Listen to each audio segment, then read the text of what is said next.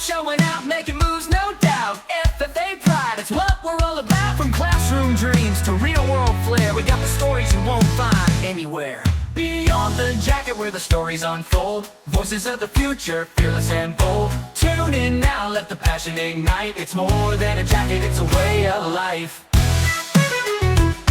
Beyond the jacket where passion meets purpose. Welcome back to Beyond the Jacket, the podcast where we celebrate the impact of the FFA Blue Jacket, explore the journeys of alumni and supporters, and dive into the future of agriculture education. I'm Rachel Zumba. With me today is Paige Cruz, and today we're excited to sit down with a leader who has been shaped by FFA and is now shaping the future of it. Joining us today is Shannon Latham, the brand new executive director of the Iowa FFA Foundation. Shannon's journey began in her local FFA chapter, where an advisor helped her set her career in motion. Since then, she's worn many hats: entrepreneur, communication leader, legislator, and advocate for Iowa agriculture. Now she's bringing that experience full circle to ensure that the next generation of FFA members have the same opportunities she once did. Today, we'll talk to Shannon about her FFA roots, her vision for the foundation, and how all of us can play a role in growing the future of leaders within agriculture. Shannon, welcome to Beyond the Jacket. I'd love for you to start by sharing a little bit about who you are. Thank you. It is such a pleasure to be here because, like you had mentioned, the FFA just really did so much to shape my agricultural career path.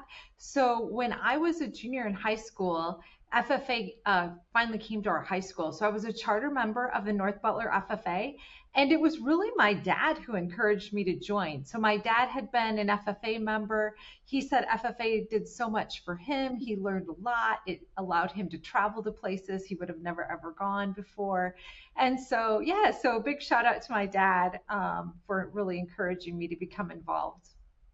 There you go. You are our first member who had joined later in their high school career versus right off the bat. We've had so many members that we've talked to or alumni that started as an 8th grader or 7th grader, and then some that started as a freshman, but you're our first to join as a junior. So it's super cool to hear about how your dad shaped your FFA career. For me, my mom was a huge part of my FFA career. She was a state FFA officer in Iowa back in like 1986, I think is the year. So she was somebody who encouraged me and my sisters to join FFA. After you joined FFA, what was the first thing that you jumped into and were most excited for?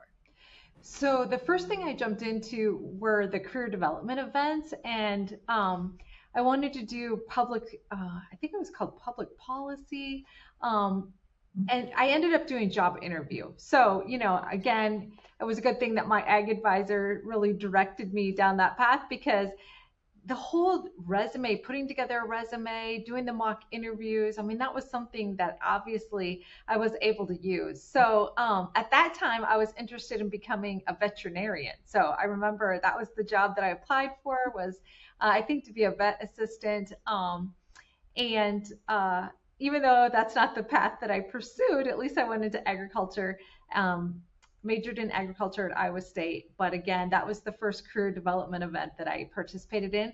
And then my SAE project, in case anybody's tuning in and doesn't know the abbreviations, I guess, my supervised agricultural experience was a sheep project. So because there wasn't FFA in my hometown, I joined 4-H just as soon as I could.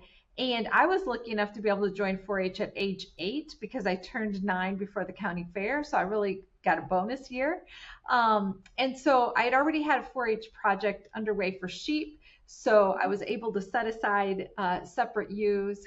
By that point, I had a pretty big flock built up. And so I could have separate livestock for 4-H and separate livestock for FFA. And so back to my FFA advisor. So my FFA advisor was like, I think it's time for you to get a livestock trailer. So yes, I got a livestock trailer, painted it to match my dad's truck. I thought that was pretty sweet.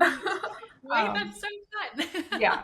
So that was. I can only imagine if I had told my dad that I was going to paint our trailer to match his truck. No, I bought a new trailer. Oh. Yes. So my dad was okay with that because it was my money, and yes. And then it just, now it's no big deal. Everybody kind of does that. But back then, my dad had a red truck and I had a red trailer, and it was not, it wasn't like what everyone else was doing. So That would be huge. I feel like we've talked to a lot of students who have developed their SAE into like a full blown career or job. One of them being Chloe, who's the Iowa FFA state president right now, has a floral bouquet type business and started growing dahlias when she was like a younger FFA student, and it's gone so out of the box of where she thought could go. So that's really cool to see that you were able to provide it and make it a business in a sense and spend the money how you saw fit.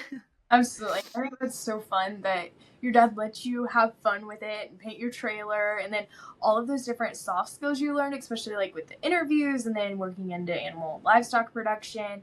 And I think it's something to highlight for our listeners that even though the career you think you're dead set on now in your high school, maybe middle school journey, might not be what you end up doing in the future, and that is okay. Okay, do you remember a defining moment from your time in the Blue Jacket that shaped your career path? Talking a little bit about that. yeah, so I think my parents, there were a lot of conversations that happened over my family's kitchen table between my ag advisor and my parents. So, talk about shaping the career path. So I thought I was going to go to business school and become a court reporter. And my dad was like, I mean, people who know me are like, are you kidding me? You might be a little extroverted. So my dad was like, Shannon, I don't know if you realize this, but like you can't stand up and yell objection. You can't talk. You're gonna have to be the one who records what everyone else is saying. Like we could see you being the lawyer before we could see you being the court reporter. And no disrespect to anybody in those careers. It's just I think my dad was right. Like my dad said the best job I ever had is when I was an intern and I got to give tours all day and people had to, pretend to listen to me. So anyway, so fast forward, my FFA advisor took me on a career visit to Iowa State, and really, I had never heard of agricultural journalism. Mm-hmm. Didn't even know it was a possibility. And he knew that I really enjoyed being involved in plays and theater. And also, I loved to write. English was one of my favorite subjects. And so he was like, why don't you take a look at journalism?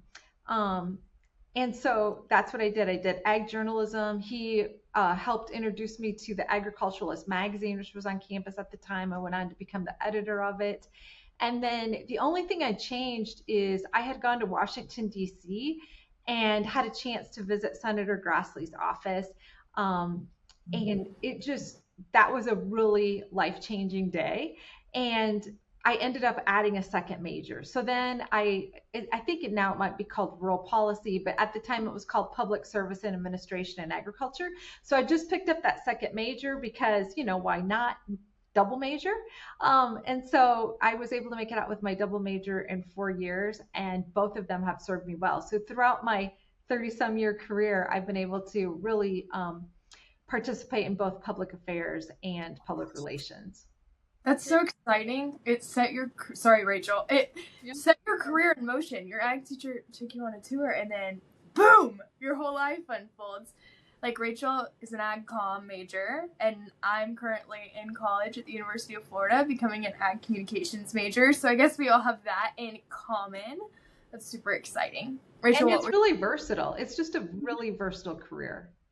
I was going to share 2 things. One, I think it's interesting that every person that I've talked to that has like an ag comm career, and I majored in ag comm at Iowa State, so what the ag journalism career or major turned into eventually.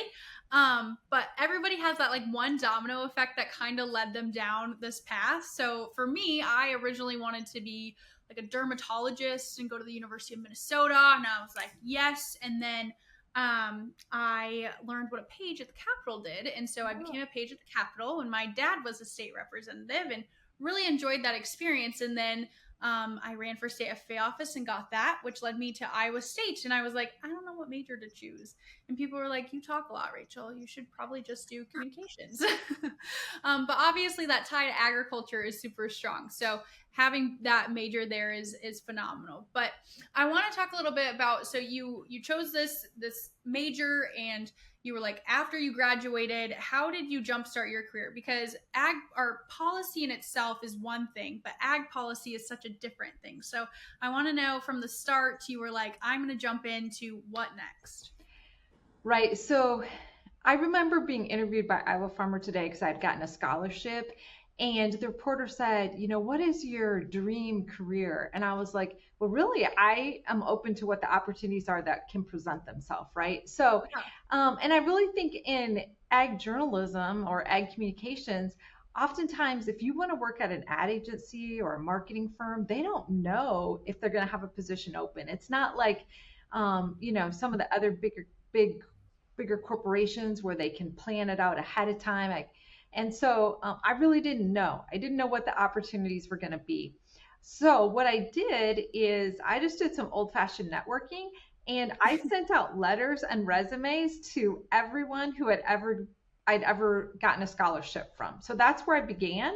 And then I followed up with phone calls. And so one of those was the Iowa Feed and Grain, Iowa Fruit and Chem Association, which is today known as the Agribusiness Association of Iowa. So I went in there not knowing what position. I didn't even know if they had a position, right? It was, I guess you'd probably call it kind of a cold call. I sent out the letter. They called me in for an interview. And I don't know. It felt like about the second question of the interview. Maybe it was a little further in, but remember, I'm a new college grad. So this question just took me by surprise. So the question was, so Shannon, tell us, what do you think about government? And I was like, wow, that seems like kind of a loaded question. Can you help me understand why? I mean, I thought I was there maybe to like be a writer for their newsletter, work on employee communications. I wasn't expecting this question about government. And then the person went on to tell me that they really liked my public relations background. And they were thinking that that could be really handy for somebody to work with legislators because you have to be able to know how to communicate concisely. And also, you really can launch a campaign for legislation and policy a lot like you would a PR campaign. So they had me walk through that, what that would look like. And I don't know what they teach for acronyms today, but for mine, he just said, how would you begin? And I said, well, it all begins with ROPE. It's research, objectives, planning, and then execution and evaluation. And so he's like, yeah, that's what we need somebody to do. And so I became the first person hired who hadn't been a former employee of either association because they had just recently merged into the Agribusiness Association of Iowa. So it was a pretty exciting time to be there. And I absolutely loved that job because I did work a lot with legislators and then really put together my marketing background or / journalism background when we were working on campaigns and trying to help educate legislators. So one of the big things that I did at that time was they were talking about, the Army Corps of Engineers was talking about altering water flows on the Missouri River. Yes. And so I put together a barge tour, and Congressman Latham was running for office at that time, and he was a member, an AAI member. And so he came to Big Sioux Terminal. He asked if he could bring Newt Gingrich with him. It turned out to be quite a great event. And then we replicated it on the Mississippi as well. So I guess I was just really blessed to be able to have that kind of an event right from the start. And it really, I think that was what really ignited to my desire to become a legislator at some point. I had a chance to go visit every House Ag Committee member in the interim. And that was such a great experience because I realized they're just, people like you and I, and they invited me to have coffee or lunch. Oh my gosh, I had some of the best meals, by the way, when I traveled around. And it was so fun. I remember taking a tour at this one farm and they had a hosta garden. And so you got to know the more personal side of them. And then when I went to the Capitol, it was really easy for them to remember me and for me to remember them because I had met them all individually and got to know them personally. So like I said, that planted the seed. And then I first ran for office, I guess, in 2018 and got elected in 2020. So again, I don't know. I feel like I've had so many full circle moments in my career, but that was definitely another one of them. There you go. That seems so for full circle because I know your son Ian now works at Iowa Corn and does similar things to what you had started out doing. Is that correct? He does some public policy there. Yes, so he's government relations manager there. So, I think that's really interesting when you're a parent that you never really know what you're saying or doing influences your kids. And so my husband's been really active in the American Seed Trade Association. And so we were probably not like most parents as far as like our family vacations because we'd be like, oh, we're going to a seed meeting, and yes, kids, you get to come along with us. And so that was what happened in the case of Ian, where we took him to Capitol Hill with us, and we were going to meet with our congressman um, and visit with them about some seed industry issues. And gosh, that's when we were first talking about GMOs. And then it was something that, yeah, Ian used when he had some of his classes and he had to give different sorts of persuasion speeches. And the next thing I know, that's the career that he's chosen. So that's a pretty proud mom moment for me. The Yeah, ripple that's effect. awesome. Sorry. You're good, Paige. The ripple effect is so true. My parents are both involved in agriculture, and kind of similar to Rachel, when I first started thinking about what I wanted to do as my career, I wanted to be a speech pathologist for individuals who had like difficulty speaking.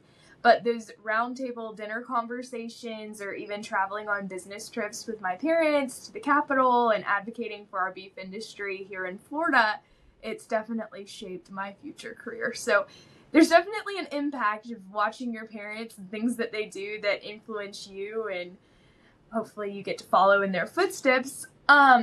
I want to talk a little bit. You've dabbled in so many different careers, which is so interesting, but obviously there's challenges that come with all of those, Miss Shannon. So talk about those challenges and how FFA prepared you for those.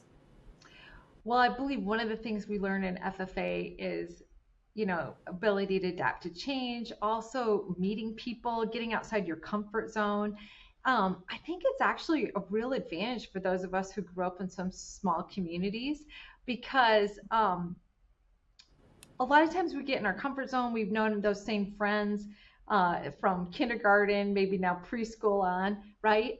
But FFA really takes you out of that comfort zone when you go new places, you go to new events, you go to new activities, and you have to meet new people, right? And then, or if you're competing in those CDE events, you're putting yourself out there. You have to use your speaking skills. So I would say that that's definitely one of them. And the power of a network. I tell my kids this all the time. Like every job I've ever gotten or every career opportunity I've had, it's really I didn't get there alone. It's because of the people who I've worked with along the way, and I think that's another real advantage of FFA as well. Hmm. My parents always say, or my dad says, that it's not what you know, it's who you know. My mom doesn't like that phrase because she thinks sometimes we use it to a disadvantage, almost like we don't work hard enough to get those things. And so she's rephrased it when I was in high school because I used it one too many times. To it's who you know that opens that door, and it's what you know that keeps you there. So keeping in mind that that network you're growing is based on who you know, but the impact that you make with them is much more worth it in the end. So just a little I tip. like the way you rephrase that. And the other thing too, I think that's a great point, is that the people they might open that door for you, but you're the one that really has to be able to close the deal. They might close the door if you're not going to close the deal. So I think that's something else to remember. You have to be able to back it up. Exactly. Absolutely. Kind of like working for Beyond the Jacket and Farm for Profit. I had no idea this was going to happen to me, and I was asked to come on a U.S. sugar farm tour and do some PR for them, and then I met all of the people from Farm for Profit, and a year later, I got a phone call if I wanted a job. So it's crazy, the people that you know and the things that happen that'll lead you to a podcast episode like right now. Yeah. For those listening or watching online, Paige is a Florida resident and grew up in Florida. And so having a connection to an Iowa office and an Iowa team of people that work together on podcasts is so interesting. But yes, they met on a U.S. sugar tour, which is super fun. Okay, so we've kind of talked a little bit about, you brought up seed, so you guys have a family business. What are some things that help start that business that you learned in FFA and help it continue on today? So yeah, at that time, that was, Loaded. so back in 2004, my husband and I had two kids under the age of 3, and we had just moved to North Iowa because his parents wanted him to be part of their family's day-to-day operations of what was then a soybean-only company, Latham Seeds. And so I was like, okay, what am I going to do? I guess I'll hang out my own shingle. I had been working at an advertising agency, and so I was blessed that some clients came with me. So I was doing some PR, and it was really great. I thought it was great. I was working part time, really, out of my house before that was a thing, and my kids had just started a new preschool, and the next thing I know, this was Thanksgiving when we moved, Thanksgiving weekend. The next thing I know, it's like April, and my husband's like, "Yeah, I think I'll start a corn company." And those of us in Casual agriculture, at the dinner table. yeah, if those of us in agriculture know in April, you're starting a seed company. Like most of the seed is already in people's sheds, if not in their planters, right? Yeah. Um, so it was interesting. I was like, the marketer in me was like, okay, we better start with some key influencers here.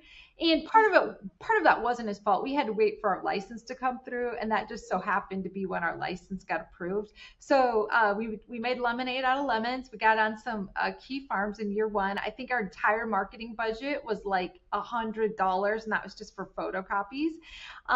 So it was a little mom and pop shop out of our garage. And then fast forward a few years, and pretty soon, uh, his family seed company plus our corn company are now 50% of my time and 0% of my income. So it's like, honey, I love you, but I have to find a way to get paid. Like, I can't, yeah, this is not working, to live on love alone here. So that's literally how I worked myself into the family's company. I started then working in their marketing and communications.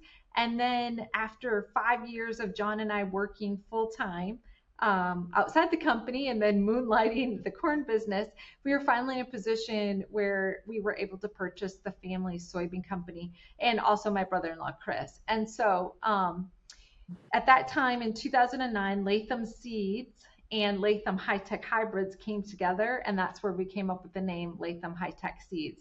So for the past 21 years, I've been doing marketing there. Um, also like any other small business owner, you wear several hats. So most recently, I was also working in HR and with our production company. So it's really been fun, and I've really enjoyed it. So I wouldn't have stepped away from a family business for just anything. But when I heard that there was this position available as executive director of the Iowa FFA Foundation, I was like, oh my gosh. I'd kind of been thinking about, being in that position in my career where I could give back. Yeah. And this just seems like a great way to be able to give back to the organization that gave so much to me. So I wouldn't have walked away for just anything. And so here's kind of how the conversation with my husband went is, hey, I'm thinking about, this job. It's a great opportunity to give back. And he's like, we own our own business and you're a legislator, because clearly that's not enough, right? But I don't know. I think part of it is just, my personality. I'm just always driven for challenge. Yeah. So to me, this is a chance for me to challenge myself. It's another personal growth opportunity. So I guess that's also a lesson for those who are listening too, is that I feel like, I don't know, I get bored. I don't want to get bored with myself, right? So I'm always looking for something to make myself better, something to grow my resume. It didn't matter even if I was self-employed, I still wanted to be adding bullet points on my resume. So to me, this was just the next thing that I could do for a personal growth opportunity, as well as, like I said, be able to give back. Yeah. Exactly. I really admire that, and I relate to it a lot because I feel like every time that I'm telling my husband Matt something, I'm like, "Hey, I'm thinking about doing this." He's like, "Do you have time for that?" And I'm like, I'll make the time. Right. So I feel like when it's important to you and you see the value in it, then you make the time to put the effort towards it. So let's talk a little bit about the Iowa FFA Foundation. For those listening that maybe are not in Iowa, can you explain what the foundation is and what it does?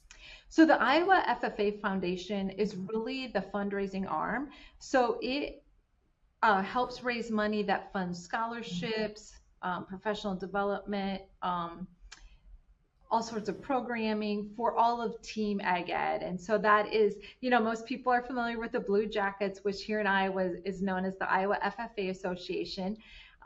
There's also an alumni association. There are the agricultural educators. And so we are helping raise money for all of those projects. And so since I've got the mic right now, or I've got the floor right now, I want to also just let people know that we just opened our scholarship applications.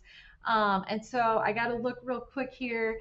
The deadline for that is January 9th of 2026. So the applications are out there now. There's internships, career opportunities. So go ahead and take a look. We're on social media. Also, we've got our website is iowaffafoundation.org. So I think that's a pretty exciting opportunity for us, is just to be able to really cultivate those relationships to help with career development and promote career success. That's awesome. We'll make sure to plug that in the newsletter when we start sending that out. I think next week's going to be our first week that we send that out, actually, with your episode, Shannon. So that'll be super exciting. And we'll make sure to plug that for students that are listening at home. You can make sure to take advantage of those during Christmas break. Yes. And one more shameless plug, by the way, because I think FFA advisors, they get a reputation for the right reasons, right? Like, who those chapters are that are like the movers, the shakers, and like they're the ones that are winning all the things. So here in Iowa, and I know there's other states that have this as well, we recognize the Educator of the Year with the Golden Owl Award.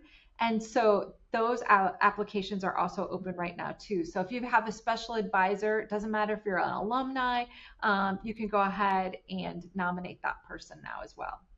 Yes, I actually, last year's winner, Laura Brecht, she teaches at Prairie, but we were FFA ushers together when we were in FFA. So it was really exciting to see like a full circle moment when she got that award, because I think she had a really great FFA experience, and she's really making sure that her students have that experience too, which I think is really cool to see. But that was a side note. So shout out to Laura for being a good teacher. But yeah, those sound like really exciting opportunities for you personally. I guess you're taking on this new role. What are your top priorities for the Iowa FFA Foundation?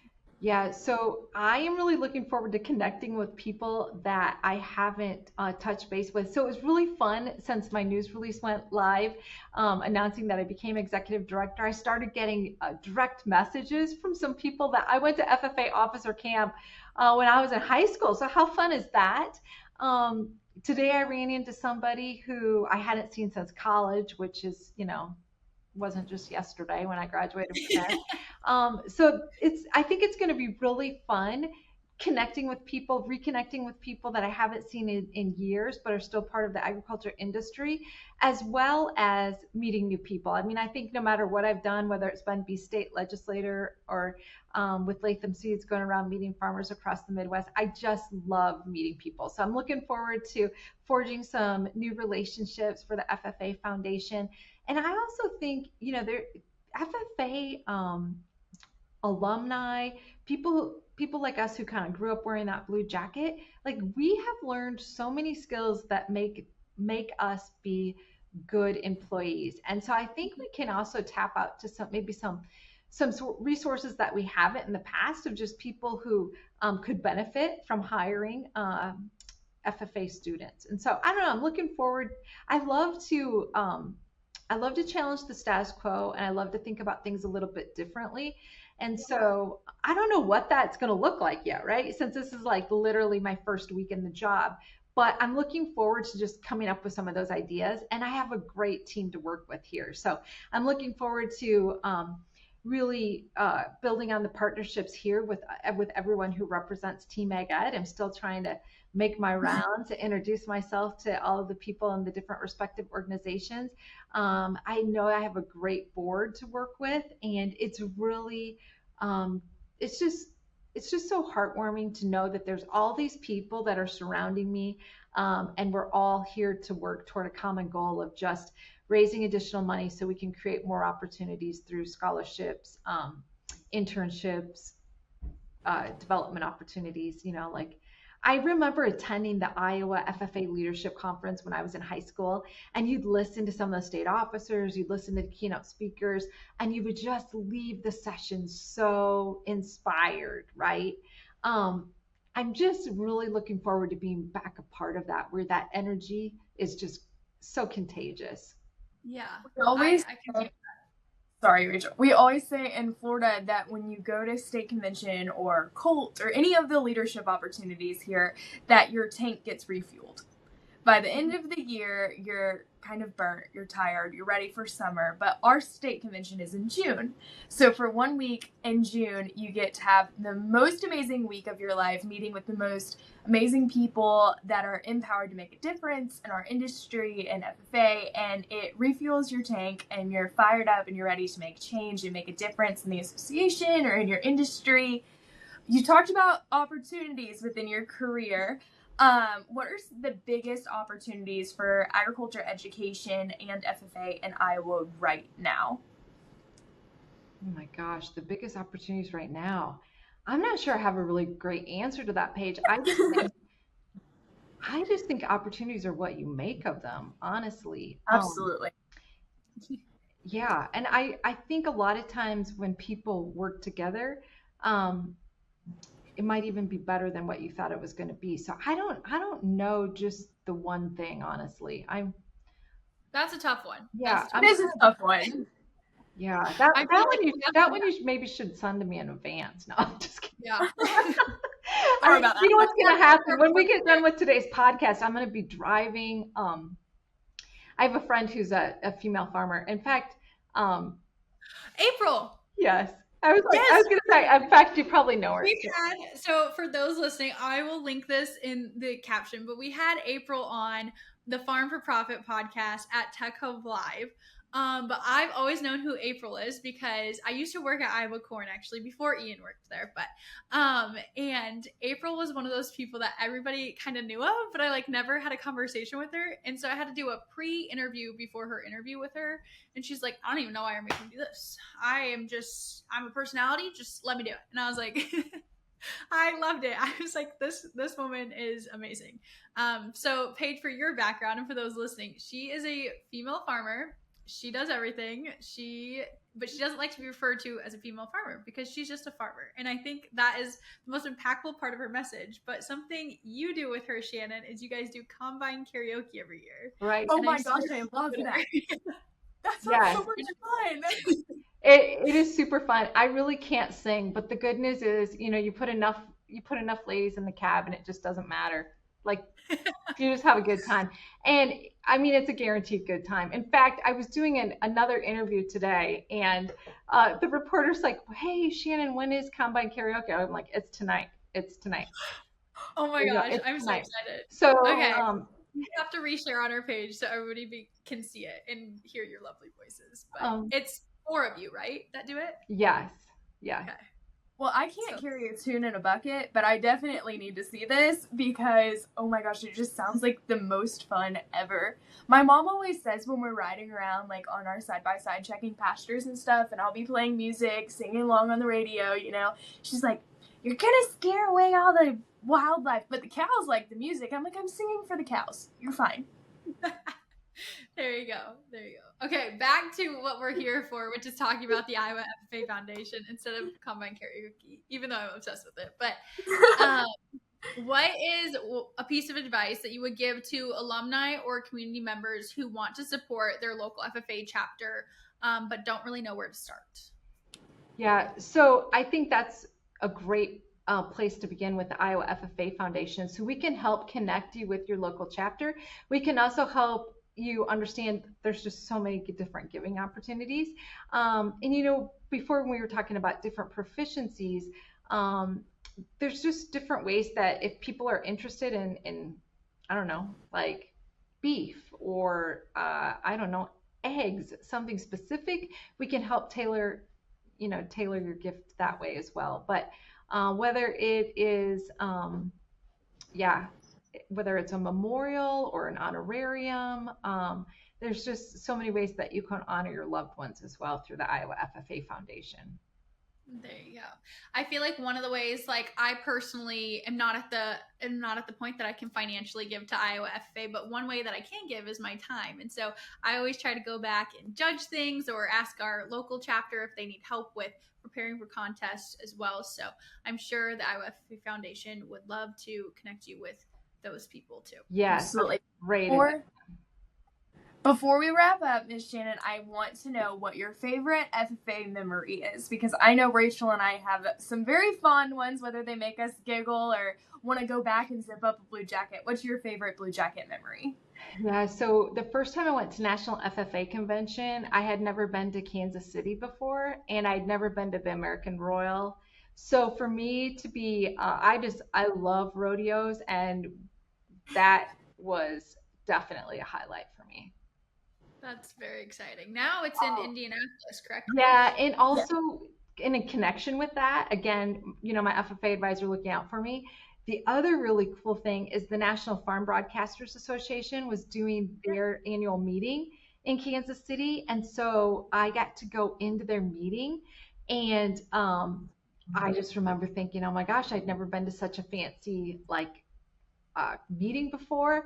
But talk about the power of your network. And you were asking about opportunities. You just never know where you're going to be when opportunity knocks. And so I got invited to the NAFB meeting, and then the WHO farm broadcaster at the time invited me in to job shadow him. What a great opportunity for just little old me, right?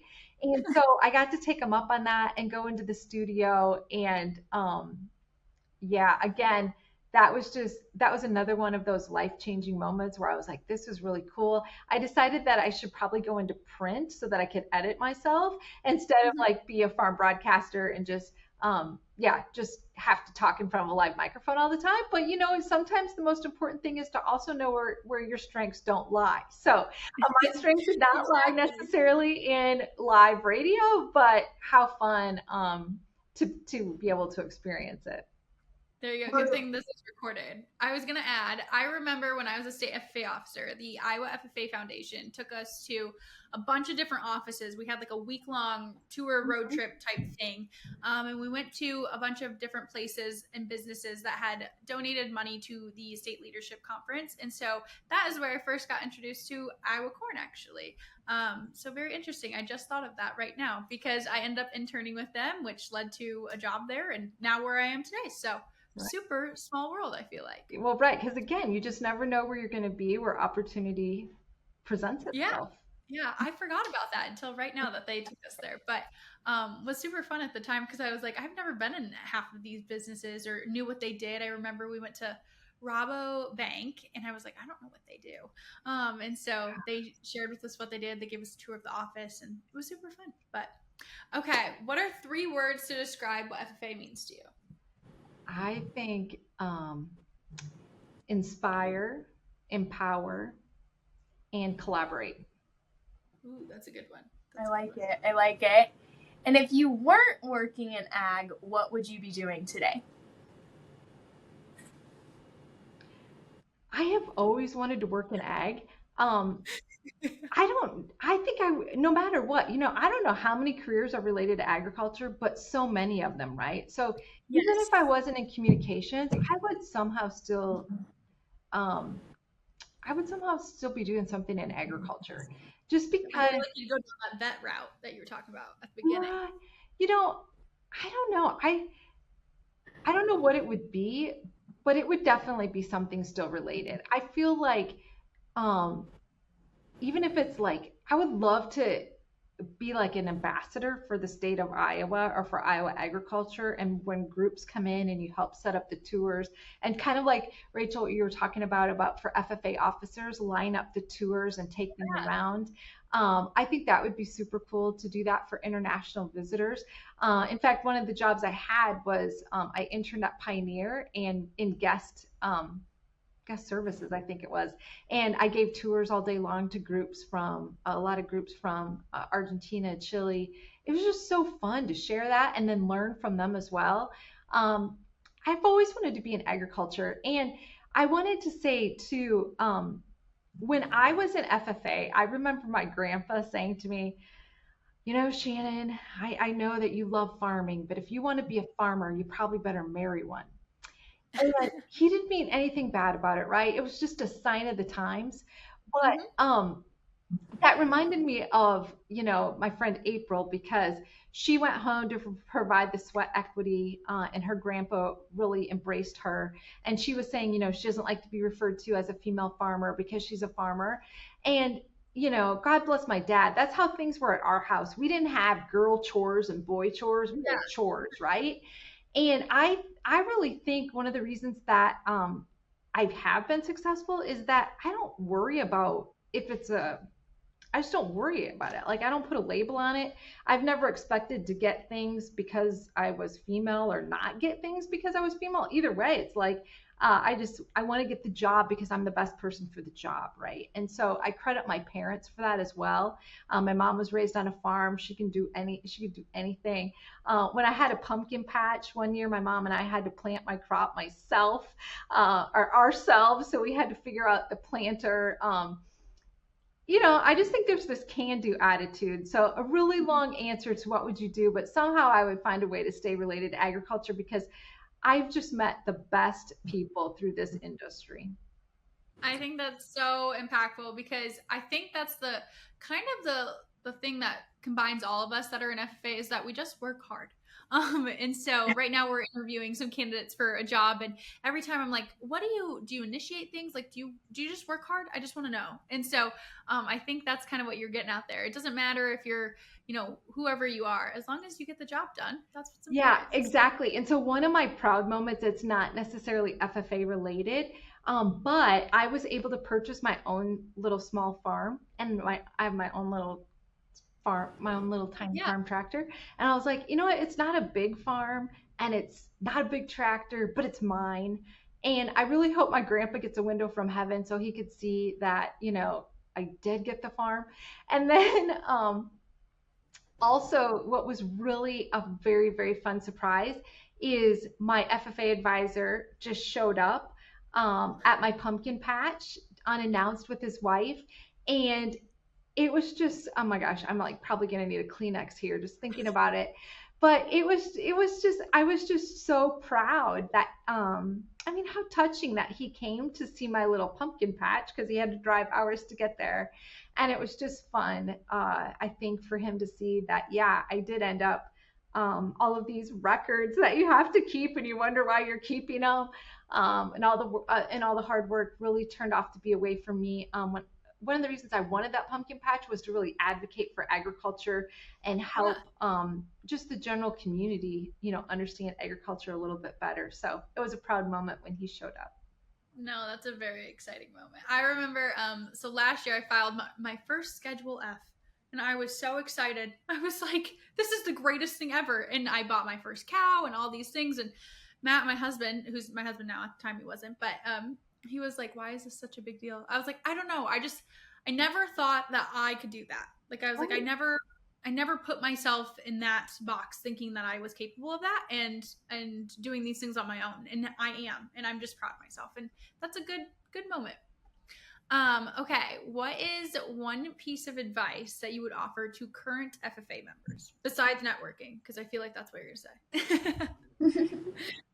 I really think that if there's just one piece of advice I could give to current FFA members, it would be, again, make the most of every opportunity. So you may not think that you are in a time or place where it really matters or what you're doing is really important. But, Rachel, just like what you were talking about, you went on a tour. It turned out to be a future employer. I happened to be sitting at a scholarship dinner. They turned out to be my future employer. When my son was making that visit on Capitol Hill, he ended up getting an internship in the congressman's office. So I think always put your best foot forward, because you're probably going to be doing the most random thing when you actually make a really big first impression on somebody.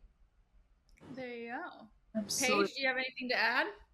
I don't, except for I resonate with everything you've said today, and the fact of those connections and those times in the Blue Jacket mean more than so many different things, and the opportunities that have come to me in my Blue Jacket have been so special, and they've led me to where I am today and the job I get to work and talk to wonderful people like you. But thank you for joining us on Beyond the Jacket today. Your story is so powerful, and it's a huge reminder that FFA isn't just competitions. It's about lifelong leadership journeys from the classroom to even legislation and now into the foundation. So you've shown what FFA shapes leaders and who makes a difference. So thank you for coming and showing your journey beyond the jacket.